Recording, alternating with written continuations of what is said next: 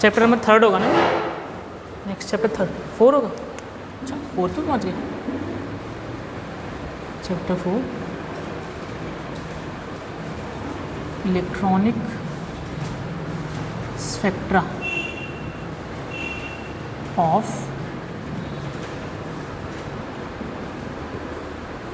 Transition metal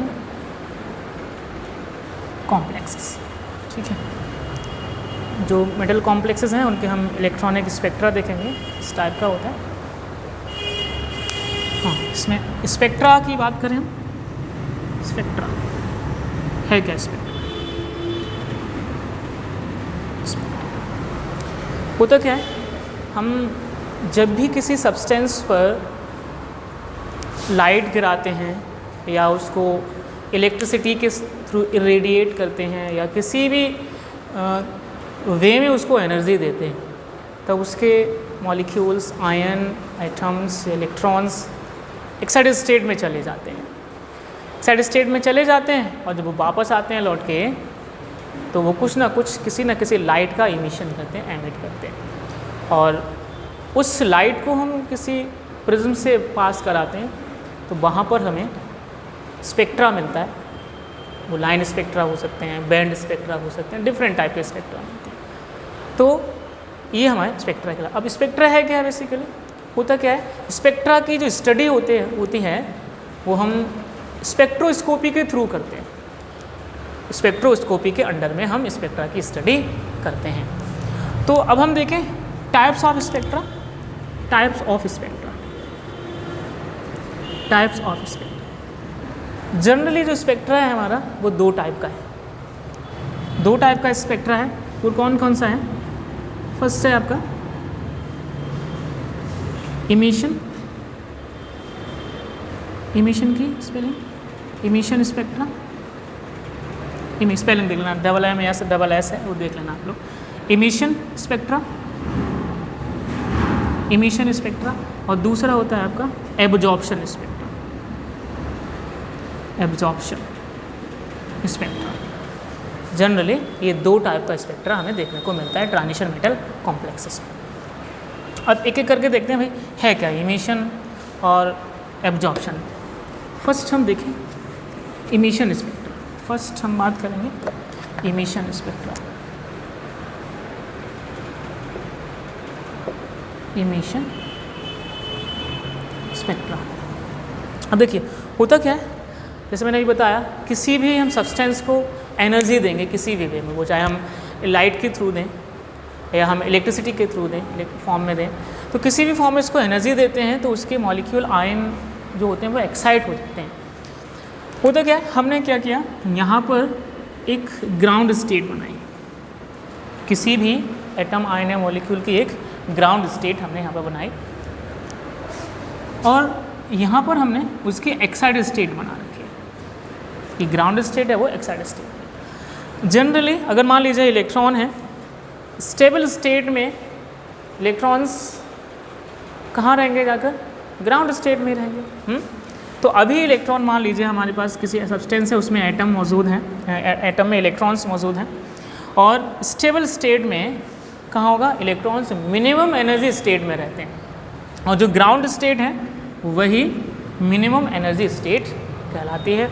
और minimum energy state में कोई भी स्पीसीज होती है वो मैक्सिमम स्टेबिलिटी उसके पास होती है, क्योंकि एनर्जी और स्टेबिलिटी दोनों कैसे एक दूसरे के ऑपोजिट होते हैं। एनर्जी बढ़ेगी तो स्टेबिलिटी कम हो जाएगी।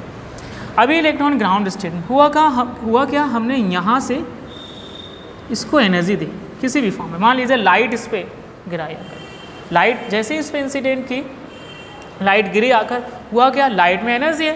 प्लांक ने बताया कि लाइट एनर्जी के छोटे छोटे पैकेट्स में चलता है जिनको क्वांटा बोलते हैं, और ईच क्वांटा की एनर्जी क्या थी? E is equal to H nu. तो जैसे ही ये क्वांटा इस पर आकर गिरेगा तो इस क्वांटा की एनर्जी को इलेक्ट्रॉन गेन कर लेगा, और जैसे ही इलेक्ट्रॉन गेन किया एनर्जी को, अब उसमें एनर्जी आ गई तो अपनी ग्राउंड स्टेट में वो रुक ही नहीं सकता है।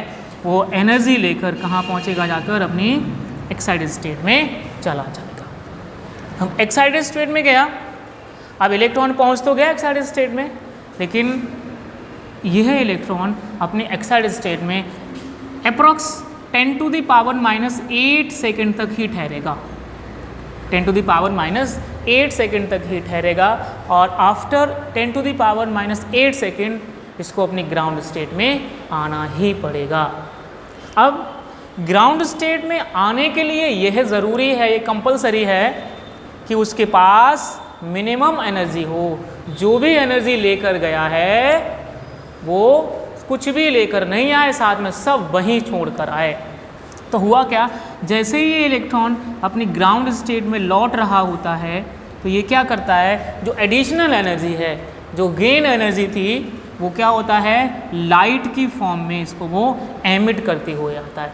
ये क्या है, एमिटेड लाइट है, एमिटेड लाइट, एमिटेड लाइट। जब इलेक्ट्रॉन वापस आ रहा होता है अपनी ग्राउंड स्टेट में तब ये लाइट को एमिट करता है। अब हम अगर इसी एमिटेड लाइट को किसी प्रिज्म से पास कराएं तो हमें इसका एक स्पेक्ट्रम मिलता है, वही स्पेक्ट्रम एमिशन स्पेक्ट्रम या स्पेक्ट्रा कहलाता है।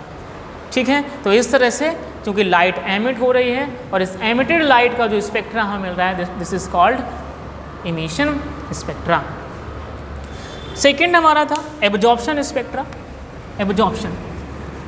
एब्जॉर्प्शन की अगर हम बात करें तो होता क्या है, हमने क्या किया, हमारे पास एक जनरल लाइट है, ये कोई लाइट सोर्स है, लाइट सोर्स मान लिया सन है, सनलाइट है हमारे पास, ये लाइट सोर्स है। इस लाइट सोर्स से जो लाइट निकल रही है उसको हम एक प्रिज्म से पास करा रहे हैं, प्रिज्म से पास करा रहे हैं। हमें पता है जनरल ये नॉर्मल लाइट होती है जो सन से मिलती है, उसको वाइट लाइट कहा जाता है, और इस वाइट लाइट का स्पेक्ट्रम होता है उसको हम कॉन्टीन्यूअस स्पेक्ट्रम कहते हैं, और उस कॉन्टीन्यूअस स्पेक्ट्रम में 7 कलर होते हैं। तो इस नॉर्मल लाइट को इस प्रिज्म से हम पास कराएंगे तो हमारे लिए क्या मिलेगा, एक कॉन्टीन्यूअस स्पेक्ट्रम मिलेगा, और उस कॉन्टीन्यूअस स्पेक्ट्रम में 7 कलर्स होंगे, 7 कलर्स होंगे जिसको हम विबग्योर नाम देते हैं। ठीक है, VIBGYOR, VIBGYOR, violet, indigo, blue, green, yellow, orange और रेड, ये 7 कलर मिलते हैं। ये क्या है, ये कॉन्टीन्यूस स्पेक्ट्रम कहलाता है। अब हमने क्या किया, यहाँ पर जो नॉर्मल लाइट थी उस नॉर्मल लाइट सोर्स और प्रिज्म के बीच में एक सोडियम फ्लेम लैंप रख दिया, एक सोडियम फ्लेम लैंप रख दिया। तो क्या हुआ, अब ये लाइट पहले क्या हुआ, यहाँ पर गया, इसमें पास हुआ, यहाँ से निकल के तब प्रिज्म में आ रहा है। जैसे ही हमने सोडियम फ्लेम लैंप रखा तुरंत ही ये जो कॉन्टीन्यूस स्पेक्ट्रम था उस कॉन्टीन्यूस स्पेक्ट्रम से येलो लाइट गायब हो गई, यानी येलो लाइन जो थी वो डिसअपीयर हो गई और उसकी जगह ब्लैक लाइट हमें मिलने लगी, ब्लैक लाइन अपीयर होने लगी। इससे पहले जब हमने सोडियम फ्लेम लैंप नहीं रखा था तो कॉन्टीन्यूस स्पेक्ट्रम यानी सातों के 7 कलर मिल रहे थे, लेकिन जैसे ही सोडियम फ्लेम लैंप रखा हमने तो येलो लाइन वहाँ से डिसअपीयर हो गई, उसकी जगह ब्लैक लाइन्स अपीयर हो गई। अब क्या हुआ, हमने अब क्या किया, इस लाइट सोर्स को कट कर दिया, लाइट सोर्स को कट कर दिया। लाइट सोर्स को जैसे ही कट किया वॉयलेट गायब हो गया, इंडिगो गायब हो गया, ब्लू, ग्रीन, ऑरेंज, रेड सब गायब हो गए। हमें क्या हुआ, अब येलो लाइंस मिलने लगी। पहले क्या हुआ, येलो लाइंस डिसअपीयर हो गई, लेकिन जैसे ही लाइट सोर्स कट गया येलो लाइन हमें मिलने लगी। तो क्या हुआ, लाइट को एब्जॉर्ब कर लिया। हुआ क्या था, जब सोडियम फ्लेम लैंप रखा इसने येलो कलर की जो वेवलेंथ थी उसको एब्जॉर्ब कर लिया।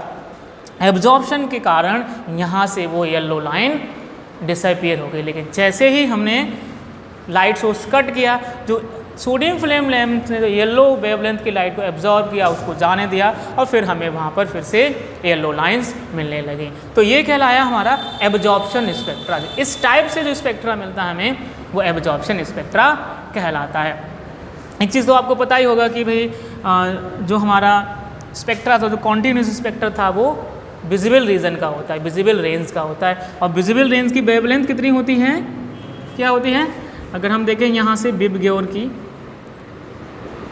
रेंज, तो ये विजिबल रेंज कहलाता है, विजिबल रीजन कहलाता है। Visible region in the sense कि हमारी नेकेड आई सिर्फ इन्हीं कलर्स को आइडेंटिफाई कर सकते हैं। इसी वेवलेंथ की रेंज को हम देख सकते हैं। और ये वेवलेंथ रेंज क्या होती है? ऑलमोस्ट लगभग 4000 एंगस्ट्रॉम से लेकर 7800 एंगस्ट्रॉम तक। किसी बुक में 7500 भी लिखा होता है, किसी बुक में 7500 और लगभग के आसपास रहता है। तो 4000 से 7800 एंगस्ट्रॉम हमारी जो वेवलेंथ है, हमारी आंखें उसको नेकेड आई हमारी उसको आइडेंटिफाई कर सकती हैं। अगर हम इस 4000 से नीचे जाएंगे तो हमें क्या मिलता है? यूवी रीजन मिलता है, यूवी रीजन मिलता है। और यहाँ से ऊपर जाएंगे तो हमें क्या मिलेगा? इंफ्रारेड रीजन मिलता है। यहाँ अल्ट्रावायलेट रीजन मिल जाता है और ऊपर जाएंगे तो हमें इंफ्रारेड रीजन मिलता है। हमारी नेकेड आई ना तो यूवी रीजन की वेवलेंथ